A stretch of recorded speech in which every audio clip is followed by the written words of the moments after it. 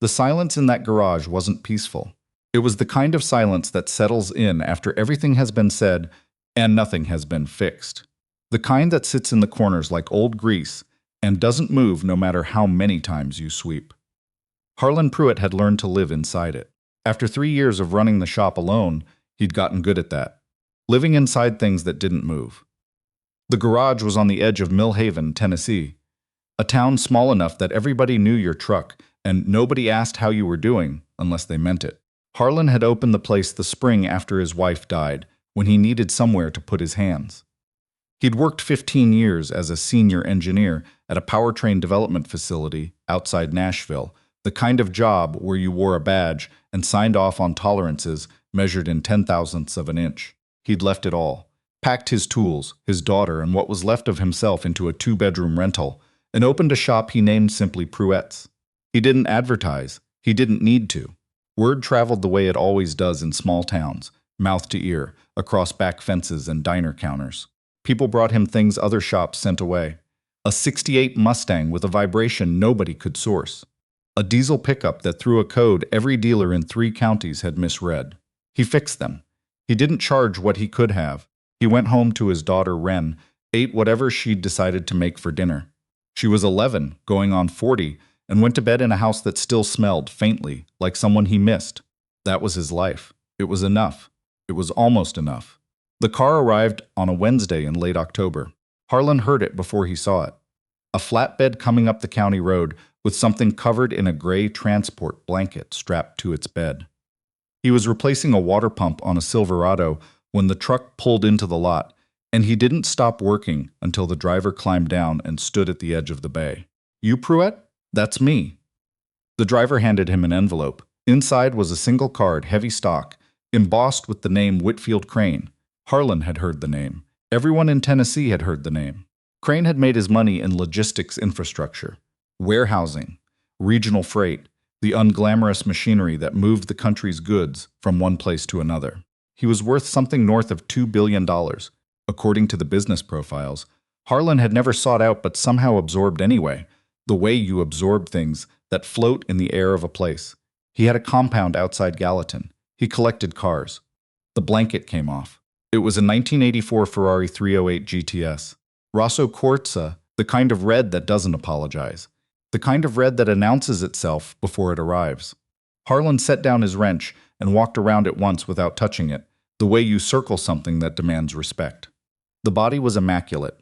The chrome was original. The interior was cream leather, barely aged. It was by any measure a perfect car. It had not run in 4 years.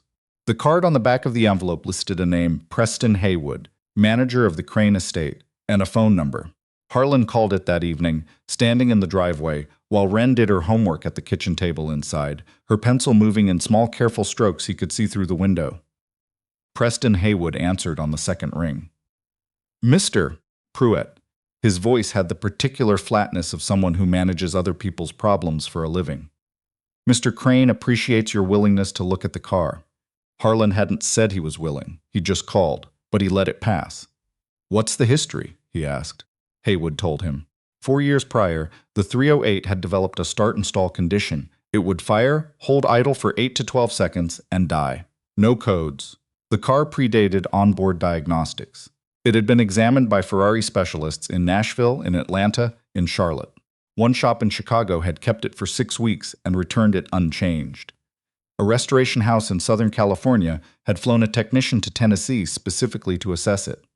The technician had spent 2 days with the car and left without a diagnosis. The fuel system had been rebuilt twice. The ignition components had been replaced. A new set of carburetors, the Webers, which Harlan already knew would be the first thing everyone touched, had been installed and tuned by 2 different people, neither of whom had solved anything. "Mr. Crane doesn't expect miracles," Haywood said. "He's realistic about the situation." Harlan looked through the window at Wren. She'd stopped writing and was reading something, her chin in her hand. "How much time does he want to give it?" "He'd like an assessment within 30 days. After that we can discuss scope." Harlan said he'd look at it and hung up. He started the next morning before Millhaven was fully awake. He didn't begin with the carburation. Every shop that had touched this car had begun with the carburation. It was the obvious place. the place where symptoms of a start and stall condition were supposed to live. Harlan understood why. He just didn't think they were right. He thought of it the way he used to think about powertrain failures at the facility. The symptom lives downstream of the failure. Everyone treats the river. Nobody looks for the source. He pulled the service manual he'd ordered 2 days earlier, sat with it for an hour before touching the car, and read. Not for solutions, for architecture. He wanted to understand how this machine was supposed to think, the sequence of its systems, the logic of its designers, the assumptions built into its engineering 35 years before. The 308 GTS used a Marelli ignition system integrated with the fuel delivery in a way that was, for its era, genuinely sophisticated. The interaction between timing advance, fuel pressure, and idle air was tighter than most people appreciated. 4 people had rebuilt the carburetors. Nobody, as far as Harlan could tell from the service records Haywood had faxed over, had done a thorough check of the vacuum network that connected those systems to the ignition control. He started there. Wren came in after school and sat on the old paint-stained stool she'd claimed as hers 2 years ago, backpack still on, doing geometry proofs while Harlan worked. She didn't ask what he was doing. She had learned, somewhere in the years since her mother died, that her father worked better with company than with conversation. She provided the first without requiring the second, and he loved her for it with a quietness that he didn't know how to say out loud. "Dad," she said at some point, without looking up from her paper. "Yeah, is that a Ferrari?" "It is." She looked at it for a moment, then went back to her geometry. He found the first anomaly that evening, just before he locked up. A vacuum line, original rubber, never replaced, running from the secondary throttle body to the distributor advance unit. The line looked intact from the outside. When he pulled it, pinched the end, and applied a hand vacuum pump, it held for 3 seconds and then bled off. A slow leak. The kind that doesn't present dramatically. The kind that is completely invisible until you stop looking at the downstream symptoms and start looking at the upstream causes. He wrote it in his notebook, the small black moleskine he kept for diagnostic work, and didn't get excited. One anomaly wasn't a solution, but it was the first place he'd found where the previous history stopped. He didn't tell Haywood. There was nothing to tell yet. What he did instead was keep working. He ordered the replacement line.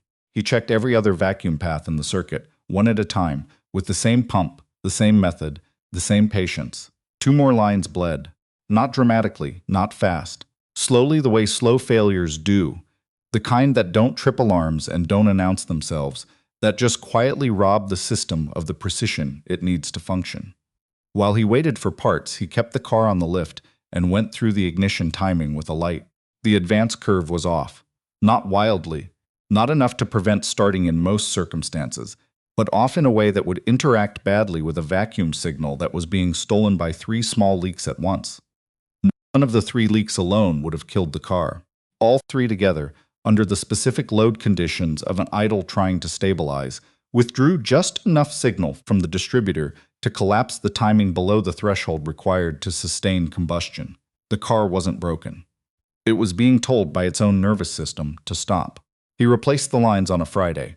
He reset the timing to factory spec, then walked it forward by 1.5 degrees to account for what he suspected was a slight variance in the fuel mixture from the previous carburetor rebuild.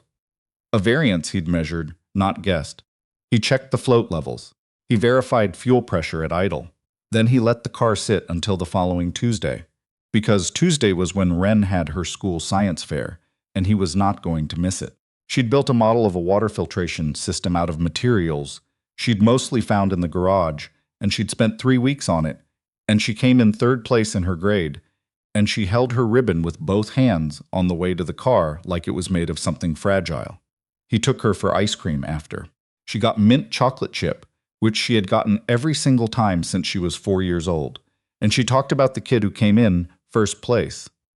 Not with resentment, but with genuine admiration for the technical elegance of his project, which had involved actual electrochemical reactions.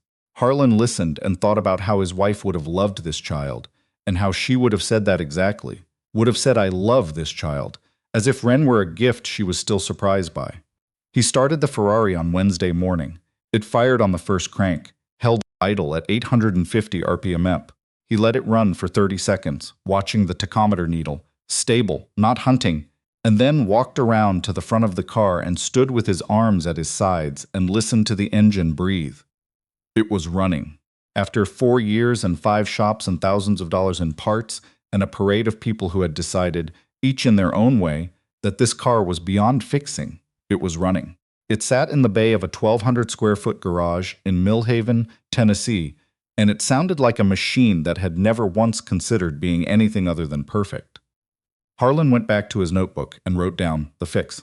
All 3 lines, the timing correction, the fuel pressure confirmation. 3 paragraphs, precise and plain. Then he called Preston Haywood. Haywood arrived first, which was expected. He drove a black Range Rover and wore a suit that belonged to a different kind of place. And he stood at the entrance to the bay with his hands in his coat pockets and looked at the Ferrari the way a man looks at a problem he's been carrying for a long time. Harlan started it for him. Haywood watched the tachometer, said nothing for a moment. How long has it been running? 3 days. I've started it 17 times. It holds idle every time. I've also put 12 miles on it. Local roads. Nothing aggressive. No hesitation, no stall. Haywood took out his phone and made a call. The conversation was short and conducted in a low voice. When he hung up, he said, "Mr. Crane would like to come by this afternoon if that's convenient." It was a Thursday. Wren had early dismissal. Harlan said that was fine. Whitfield Crane was not what Harlan expected, though he wasn't sure what he'd expected. The man was 60-something, lean, with the kind of stillness that either comes from extreme self-discipline or from having nothing left to prove. He arrived in a gray sedan. Not a driver, not a convoy, just him, and walked into the garage with his hands loose at his sides, and he looked at the 308 the way Harlan had looked at it that first morning. With respect, not ownership, as if the car were something that existed apart from either of them. Harlan started it for him. Crane stood and listened. His jaw moved slightly, the way a person's jaw moves when they're running calculations they don't need to speak aloud. He walked to the front of the car. He stood there for what Harlan estimated was 90 seconds. Then he said, "What was it?" Harlan told him. He described the vacuum lines, the advance curve, the interaction between the systems. He kept it factual, without drama, the same way he'd written it in the notebook. He was not interested in performing the explanation. He was interested in the explanation being accurate. Crane listened without interrupting. When Harlan finished, Crane said, "5 shops. I know. They all had the same service history I gave you." "Yes." Crane looked at him. "What did you do differently?" Harlan thought about how to answer that. Not the technical part. That was easy. The other part. "I stopped looking at what had already been replaced," he said finally, "and looked at what hadn't." Crane was quiet for a moment. Then he nodded. Once. The small nod of a man who has made a career of recognizing when someone understands a thing. He paid the invoice without discussion. It was not a large invoice by the standard of what had been spent on this car over 4 years. Crane looked at it and looked at Harlan and said, "This is less than the Chicago shop charged to do nothing." "That's their problem," Harlan said. Something shifted in Crane's expression. Not a smile, exactly. Something behind the eyes. He walked back to his sedan. Then he stopped with his hand on the door and turned back. "I have 6 other cars," he said. "Cars I've been told are difficult. I don't send them to shops that treat difficulty as a reason to charge more." He paused. "I'd like to send them here, if you have the capacity." Harlan was aware, in the periphery of his vision, of Wren standing at the side door of the garage. She'd come in at some point during the conversation, backpack on, quietly, the way she always came in. She was looking at her father.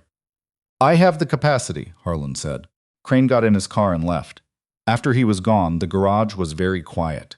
Wren set her backpack down on her stool and walked over to where Harlan was standing.